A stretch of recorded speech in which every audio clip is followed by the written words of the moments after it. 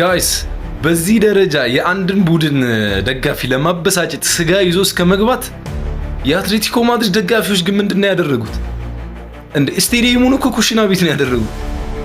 ኧረ ላሽ ይሄ ስነ ስርዓት አይደለም የምር ማለት ነው። አስቡት እስኪ ስጋ ይዛችሁ ገብታችሁ ተቃራኒ ቡድናችሁ ማበሳጨት። ይሄ ከአንድ ደጋፊ የሚጠበቅ አይደለም።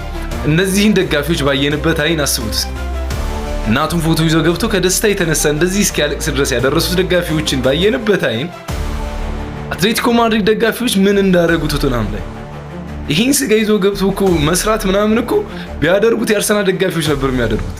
ደርቢው ማለት ነው እንግዲህ ፕሪሚየር ሊግ ደርቢያቸው። ኧረ አትሌቲኮ ማድሪድ ደጋፊ እነዚህን ማለት ነው ከዚህ በፊት ታስታውሳላችሁ አትሌቲኮ ማድሪድ ደጋፊዎችን ያበሳጫቸው አንድ ተጫዋች አለ በተደጋጋሚ ጊዜ ቻምፒዮንስ ሊግ እንዲወርቅ ያደረጋቸው። የእሱን ተጫዋች ስም ኮሜንት ላይ ያስቀምጡ።